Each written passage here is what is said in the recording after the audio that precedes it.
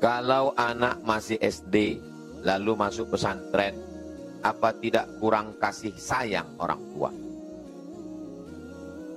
Apa definisi sayang menurut ibu?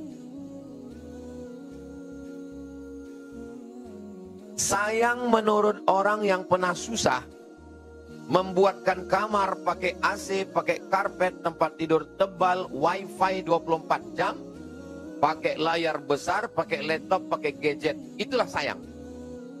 Tapi sayang menurut saya adalah memasukkan anak ke pondok. Itulah sayang. Jadi namanya sayang, tapi mendefinisikan sayang itu yang berbeda. Nanti ibu buat acara komunitas hamba Allah, Ummu Aisyah, buat acara jalan-jalan ke Al-Muqaddasah, Ponorogo, menengok anak SD di pondok. Nengok anak SD di pondok, hafal Quran. Adik Ustazah Fatimah itu yang laki-laki, SD masuk pondok, sekarang tamat SMP, hafiz 30 juz, sekarang kelas 1 SMA. Dari SD. Anak Kiai Haji Hasan Abdullah Sahal, itu juga masuknya dulu SD. Karena di Kudus itu SD. Jadi kalau ada orang merasa memasukkan anak SD tidak sayang, justru itulah dia yang sayang pada anak. Saya, kalau dipeturutkan, emak saya mendengarkan orang di kampung dulu, tak jadi saya ke Mesir. Karena menurut mereka sayang tuh diletakkan anak itu di ketiaknya. Mana ada orang di kampung mau menyekolahkan anak ke Mesir 4 tahun tak jumpa. Kirim 4 tahun. Habis itu ke Maroko 2 tahun. Bagi mereka di kampung, mak saya ini tak sayang ke anak. Tapi bagi mak saya, begitulah aku sayang ke anak. Jadi namanya sayang, tapi menafsirkan sayang itu berbeda. Generasi ini 3. Generasi pejuang, generasi penikmat, generasi penghancur. Bapaknya pejuang, anaknya penikmat, cucunya penghancur. Yayasan pun begitu. Generasi pertama pejuang, generasi kedua penikmat, generasi ketiga penghancur. Itu teori Ibnu Khaldun, sosiolog muslim. Kalau mau generasi ini tidak berubah, buat dia pejuang terus. Juang, juang. Sehingga dia tidak menjadi penikmat dan tidak akan menjadi penghancur. Kenapa pondok-pondok pesantren itu tetap bisa eksis? Karena generasinya tidak dijadikan penikmat. Dia pejuang terus. Kiai Haji Imam Zarkashi, pejuang. Dari Jawa Timur pergi belajar ke Tawalib Padang Panjang. Bayangkanlah itu dari Jawa Timur ke Tawalib Padang Panjang. Belajar ke Syekh Mahmud Yunus. Giliran anaknya, Kiai Haji Abdullah Syukri Zarkashi, tidak penikmat, juang lagi. Dikirim ke Kairo, berjuang lagi. Giliran cucunya, anak Kiai Abdullah Syukri Zarkashi, doktor dari Madinah, dari Mesir, berjuang lagi. Jangan pernah jadikan dia penikmat. Jadikan dia berjuang terus. Sekali ibu jadikan anak ibu penikmat, bapak jadikan dia penikmat, dia akan menjadi penghancur.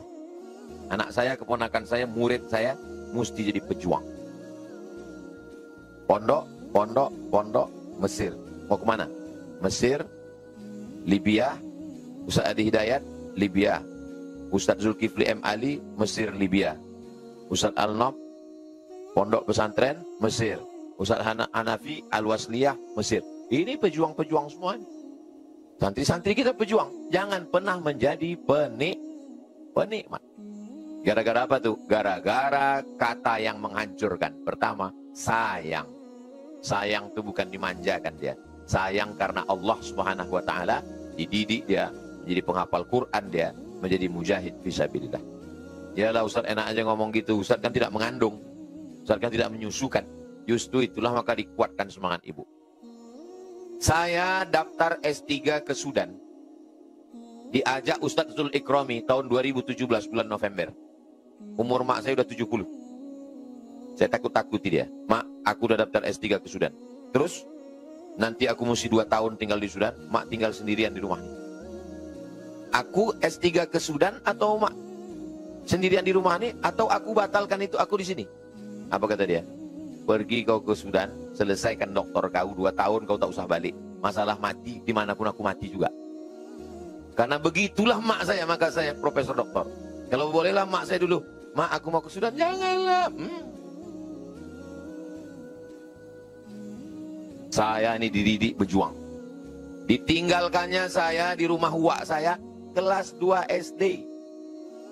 Pindah dia ke Riau nih. Kelas 2 SD saya ditinggalkannya. Sebelum tidur malam, mengikat tali kelambu. Membentang kasur sendiri, membentang bantal sendiri. Jam 2 malam terbangun dikerumuni nyamuk, bergulung sama kelambu itu. Kelas 2 SD saya ditinggalkannya. Kelas 2, kelas 3, kelas 4, kelas 5. 90 pindah saya ke Medan. Saya lebih banyak tinggal sama orang. Sekarang baru saya tahu. Saya orang tak pernah terlambat. Kalau berangkat jam 9, 9 kurang 10 saya sudah siap. Tadi datang saat jam 9, 9 kurang 10 itu sudah saya siap. Tanya sama Ustaz Andri yang menemani saya itu. Tak pernah saya terlambat. Kenapa saya tak pernah terlambat? Karena psikologis orang yang menumpang di rumah orang paling takut terlambat, takut kena marah. Walaupun umur saya sudah 46, tak pernah terlambat. Kenapa? Takut kena marah.